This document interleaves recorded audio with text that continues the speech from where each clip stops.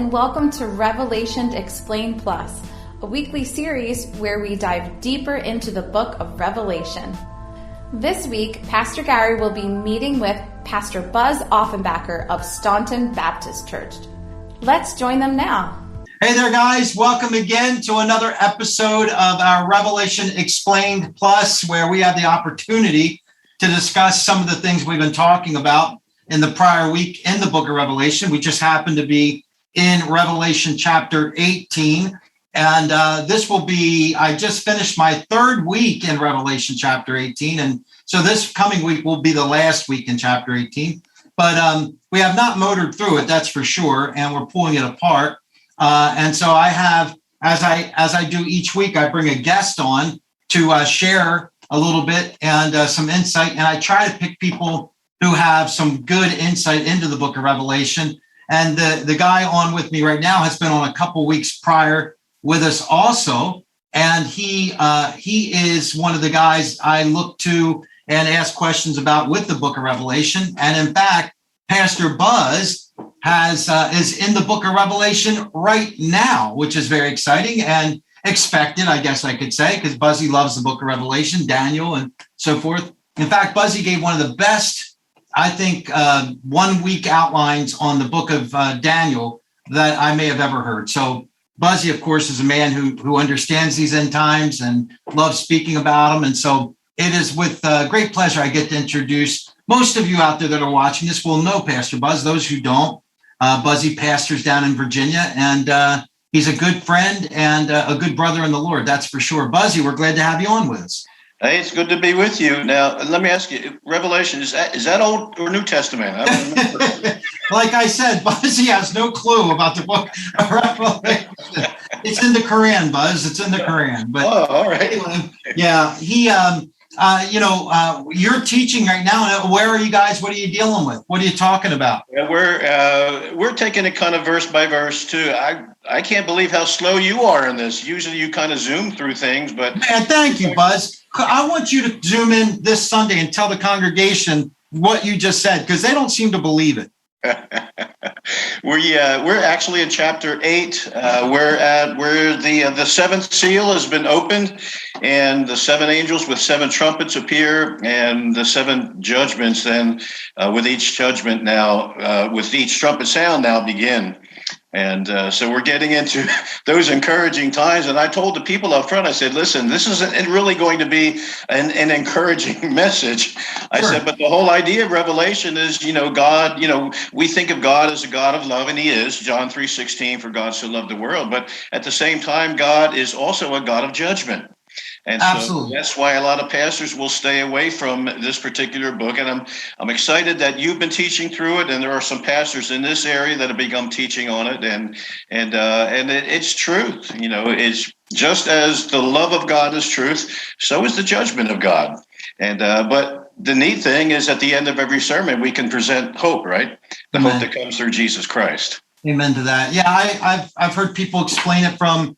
If a terrible atrocity happened and you stand before a judge and the judge just kind of goes, hey, I'm in a loving mood today. I'm going to let everybody go free. And can you imagine if your parents or your family member was involved in a horrible shooting and the judge goes, well, I'm just a nice guy. I'm going to let everybody just walk away free. Well, we would say, where's justice in that? And so sure enough, God is a God of justice, which makes his grace that much sweeter, right? I mean, the fact is, he could wipe us out and be deservingly and deserve to do so, much like Noah. But even then, he showed grace by holding on to the 8. Absolutely. So yeah, he is a God of hope, and that's what we present with each message. Whether we're talking about the judgments that are going to be meted out, but he still is a God of hope. And we see, and you've seen throughout the Revelation, that God will give man the chance time and time and time and time again to respond to the gospel of Jesus Christ. It's not like he said it's one and done. Right. The hope is right there. Well, how many times does he say, even in the book of Revelation, and that they still wouldn't come, they still wouldn't soften their heart, they turn and repent. So it's not God's fault. I often think about it. You're a karate guy. You've attained your black belt and so forth. Just scaring all the fourth graders there in Virginia. But someone explained it to me, like when people would break the boards and all that stuff, you don't aim at the board, you aim through the board. So you're kind of coming through it. Well, the same thing's true when you look at the book of Revelation or the finality of the tribulation period. Well, we're not aiming for the tribulation. We're aiming to get through it all. So that's the hope we give to people. Don't stop in the tribulation. I can't wait to get to chapter 20, and 21 and dealing with more of those things to say, guys, this is what everyone had endured for. This is what was going on. And of course, he's a God of great hope. And so we look forward to the events to unfold in front of us. That's for sure. So, well, the encouraging thing is, and I remind our people of this every week, our future is already written down for us. Amen. And so there's tremendous confidence in that. There's tremendous security in that it's already written down. This is what's going to happen. And as well as I do, with the events that are happening right now in this country and literally all around the world, man, everything points to what the book of Revelation has already been talking about and has been written down about. And what more exciting time to be teaching through Revelation than the period in which we're living right now. Exactly. And so, let's talk a little bit about this fall of Babylon the Great and kind of get your thoughts through chapter 18. And as I often give to our guests, you sort of have free reign. However long you want to stay in 18, we'll stay in 18. If you want to talk about some other things that you see, if you see anything in the current events, we've been seeing a lot of things with vaccinations. And, Buzzy, I'm going to just share this with you too, because this is sort of the new paradigm I'm shifting into. And that is, of course, where I feel a responsibility to our people now to point them in a direction also where I'm just telling people, hey, make sure you're very well informed when it comes to the vaccination. Make sure that you're reading literature and that you're looking at what it is. And if you do feel that you need to have you have a religious or whatever you want to call it, a freedom exemption or whatever, there's nothing wrong with that. You're perfectly within your rights as an American to say, I do not want to receive this. You're perfectly legitimate in doing that. I'm feeling of responsibility because I used to be kind of heavy-handed on the other side, like, it's not the mark of the beast, blah, blah, blah. But I'm starting to see now, though, with the almost tyrannical way that they're pushing these things, that we also need to inform our people, hey, you need to be wise about what you're doing. Don't be foolish. Well, sure you do. You have to be informed, but this really all plays into the end times, and so we're going to see as time moves on a centralization of power. Yep. In other words, what we say goes. It doesn't matter whether you believe it or not, and that will be the Antichrist's goal in the end times, right? Yeah, without a doubt. He will wrest the world under the control of himself economically, politically, militarily, and also with regard to religion.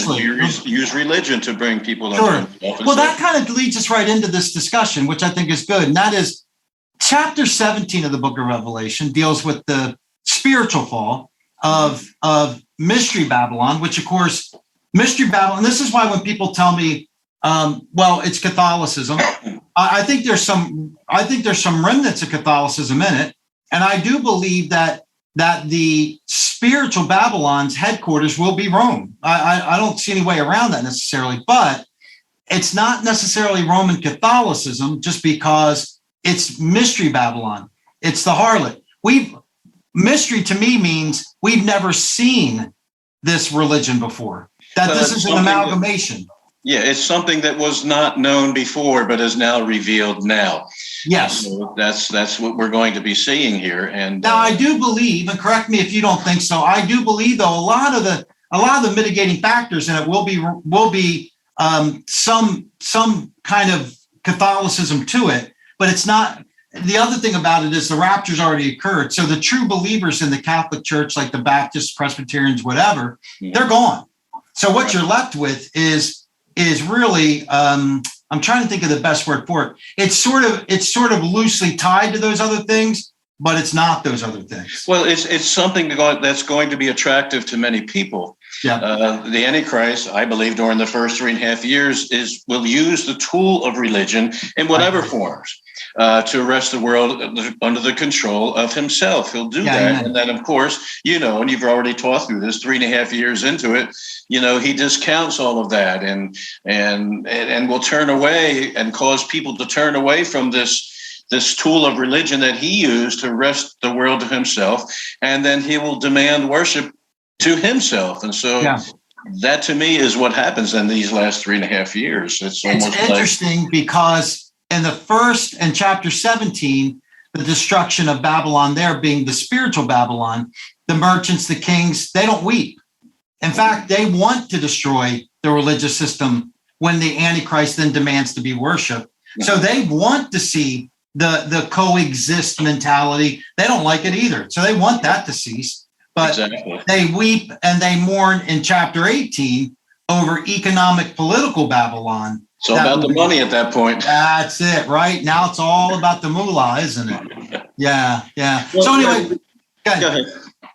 Well, we see the motivation of the Antichrist, who I believe at this point is maybe not heavenly influenced. Well, we know he's heavily influenced by Satan, but I believe that perhaps maybe he's possessed by Satan. Oh, I agree. Satan is cast down from heaven when the Antichrist suffers a fatal wound. I believe they two come together. And what has been Satan's goal from the beginning? I will exalt myself above the heavens. Worship me, right? His command has been to be worshipped. And so now all of that is going to be coming true. And where he I have no doubt. I think it's kind of like following Judas, a type of Antichrist.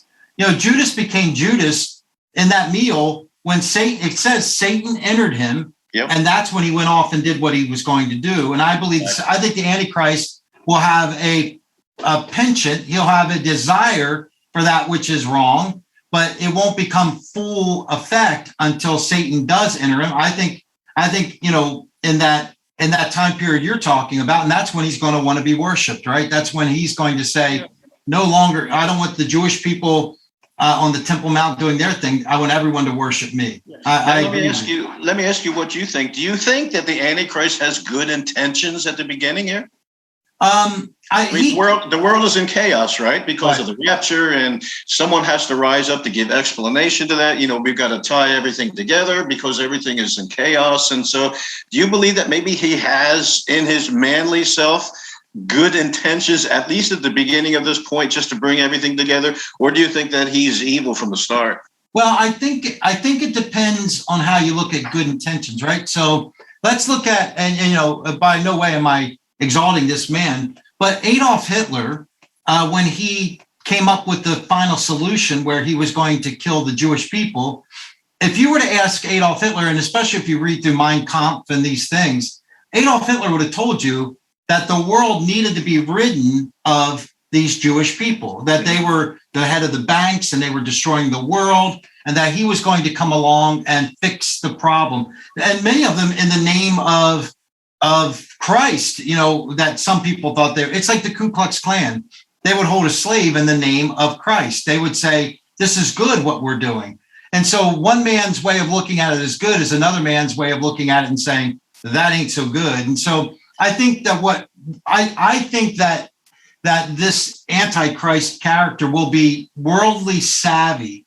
He'll look and see the condition of the world and understand the world. He'll want to put it back together. That's what he'll want to do. Well, I think that, but what he is looking to do is obviously purely evil, but he won't be full effect evil until Satan enters him. So exactly.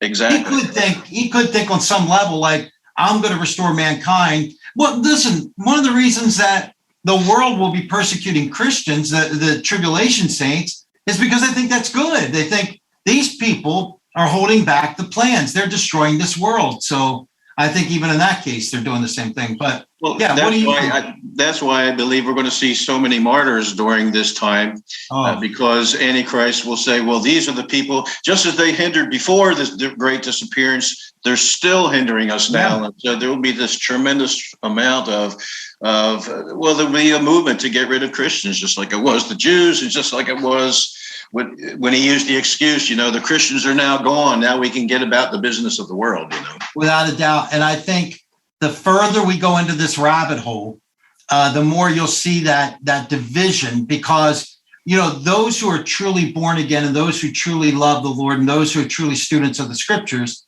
they recognize ecumenical movements. They recognize when people want us to climb into fellowship with them. But it's always about us compromising our beliefs.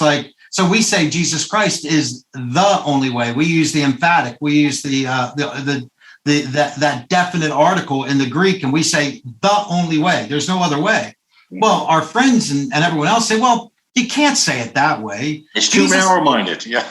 Well, Jesus is a way. He's not the only way. You certainly don't believe that. I remember watching that clip on Oprah Winfrey when she said, I see God on top of a mountain in all these ways. And everyone in the audience is going, yeah, except for a Christian woman who stood up and said, you don't really mean that, do you?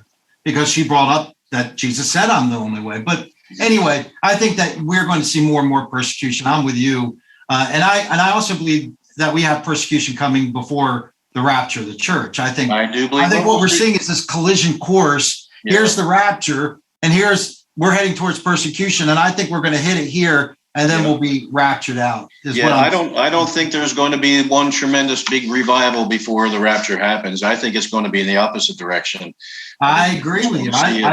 A turning away from the gospel, turning away from the church in a mass exodus. Well, isn't that what Paul says to Timothy? He said, there's going to be a great apostasy. And so when people tell me that they see this great return and revival, I'm like, I don't see that at all. I think God laid out the church of Philadelphia, which to me was the church that went out into the world and preached the gospel, that loved his word, loved his name. Yeah. That's what you saw there. Now, the church of Laodicea, which I think we're in today, Laodicea was told by Christ, you're going to have to buy your garments.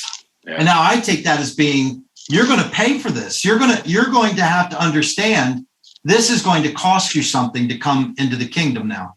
Yeah. Well, when Jesus talked about, the signs that are going to be happening at the end, he was pointing to his second return, wars and rumors of wars. He said, when you see all of these things, these are just the beginning of birth pangs before he comes down. But the rapture happens 7 years prior to that. Absolutely. And so we're going to see these things that Jesus talked about happening in an ever increasing way and in closer frequency. And that's what we're seeing right now. Yeah. I plan on teaching in the next chapter. I really want to hammer home the differences between the rapture and the second coming. And for that reason, what you just shared, I want people understanding there's a distinct reason that we need to understand the difference between a rapture and a second coming. And you're right. Even those who have been in the faith a long time kind of get it mixed up a little bit, Yeah. Oh, yeah. Yeah. But the signs that I believe Jesus is talking about, again, are the signs of his second coming, and they will be ever increasing as time moves on. But the rapture happens before that. And so we should be expecting these things. We don't know the exact time when the rapture will happen, but we do know the seasons because of what Jesus is saying. We do know the time when Jesus returns a second time, right? 7 years after. But the rapture. Another reason why I believe in a pre-trib for the church is because if we were here, we would know exactly when Jesus was coming back. Well, yeah. Well, from chapter 4 on, anyway, the church is not mentioned until the end of the book of Revelation. Yeah. But what I'm saying is, just as a side note, if the church is here in the tribulation, we will know exactly when Jesus Christ is coming, right? We have no problem with that. Well, we don't know. We can't know. And so that's why I'm saying the church can't be here, because then we have the indicator. We can tell how long it's going to take now, how many days, because we know how many days exactly. We know the half point mark. We know all that stuff. Yep. Oh, it's already written down for us. In fact, I told our congregation, as soon as we're finished the study of the book of Revelation, I'm going to leave all of my notes and I'm going to leave a Bible opened up to the book of Revelation on my desk, and it's going to stay there from now on, so that when the rapture does happen, that's good. Some answers, they can come in and they can find it here. Amen. I've got some people in my congregation. I'm just going to say, ask them. They'll be left. Yeah, that's right. In fact, I was going to ask you to preach in my place. Yeah, amen. Yeah, I'll do that. Just leave me a good honorarium. Hey, you can have it all. Yeah, right. Yeah, this man's wealth will mean absolutely nothing at that point, right? Piece of bread will buy a bag of gold. That's what we're looking at. So in 18, we have the fall of Babylon. Now, this is economic, political, however you want to say it, commercial Babylon. The 17 was the fall of the religious, and now we're dealing with the commercial. And so it seems that this is falling. And in the first couple of verses of chapter 18, one of the things I find interesting there is in chapter 2, and he cried mightily with a loud voice. This is the angel of the same kind. So we know that, like, I try to explain to our people that this isn't Jesus Christ. And what I predicate that upon is the fact that the word that's used there is either allos or alon, and that is the idea of another kind. So this angel's not Christ, right? No, that's correct. It's not Christ. But I think it's interesting. If it's interesting that in verse 2 there, the description of the fallen Babylon, listen to what it says. She has become a home for what? Demons, and a haunt for every evil spirit. It sounds like Halloween, right? Yeah, and right. A haunt for every unclean and detestable bird. That doesn't sound like a place I want to be here. No, not at all. In fact, it was interesting. I did a word study with the idea of that haunt, and they said it's a layer. It's like, when you're a hunter, you go up and you'll see where this animal has created a den. And that's sort of the idea of what it is. It's the same sort of connotation. But look what's residing there, like you're saying, demons and these foul spirits and all this other stuff. They're all demonic entities is what they are. It's interesting when I think about that. On the surface, business Babylon was all about the gold and silver and the jewels and everything looked attractive to the eye. But behind the scenes, the spiritual behind the scenes is exactly what's being described here in verse 2. It's because there is this spiritual warfare going on that we don't see, but here's the spirit behind the Babylonian kingdom is the haunt for demons and every evil spirit. That's what's happening behind the scenes. It's just the destruction of them economically now reveals. Let's talk a little bit, if we can, just for a minute. I want to talk with you. I believe there's a spiritual quality to chapter 17 and 18, meaning I think that Babylon is a spiritual place, but I also believe that there is physicality. Like, I believe that the religious entity was in Rome.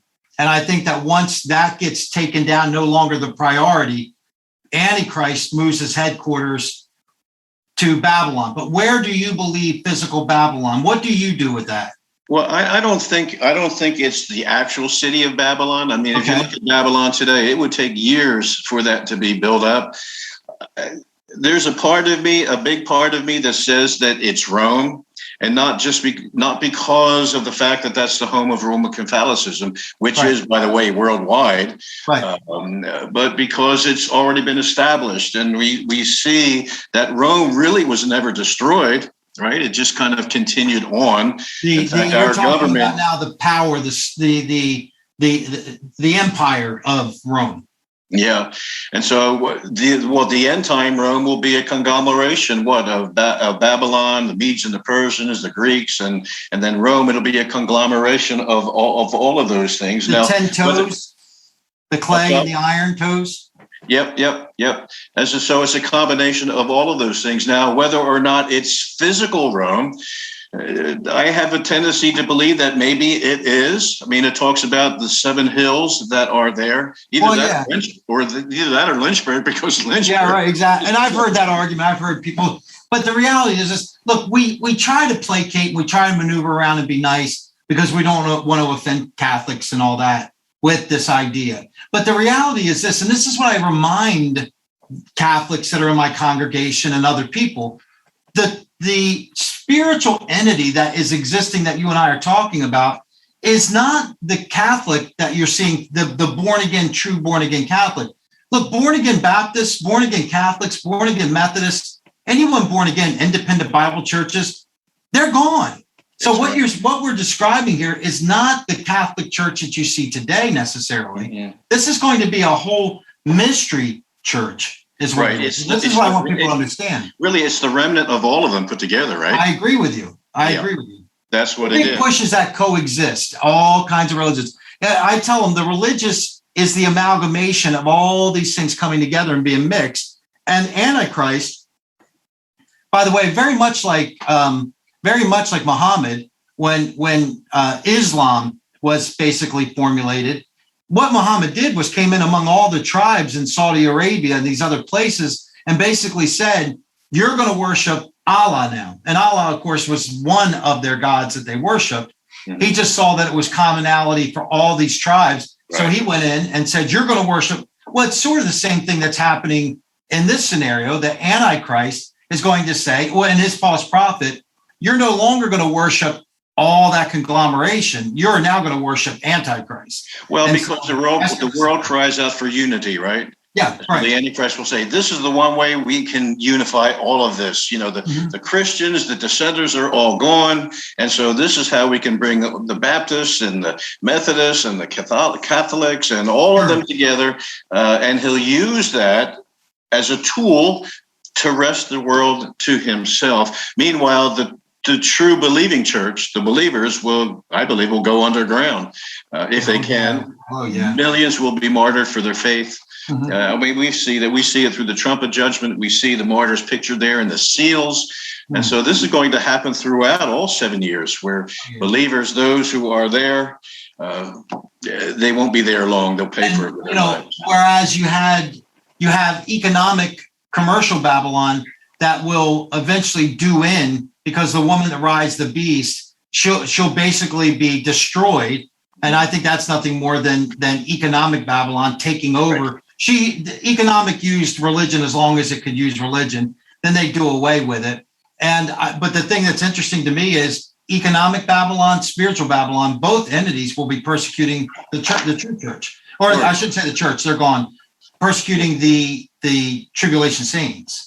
But if you can imagine those last 3.5 years, you have the wrath of God, you know, through the rest of the trumpet judgments and the bowl judgments coming out, being meted out against, you know, unsaved mankind, against the Antichrist and his kingdom, and that you have Satan also doing battle against Israel and against the believers. And so you have the wrath of God and the wrath of Satan all happening at the same time these last 3.5 years. If you can imagine what that's going to be like. I can't begin to imagine. If you'd like to hear more on this topic, our previous services are always available on the YouTube channel. Please consider subscribing so you can stay up to date on the latest content. The church would once again like to thank Pastor Buzz Offenbacker for joining us today. Be sure to join us on Sunday, either live in person or on our YouTube channel, live streaming at the 9:30 service. We hope to see you there.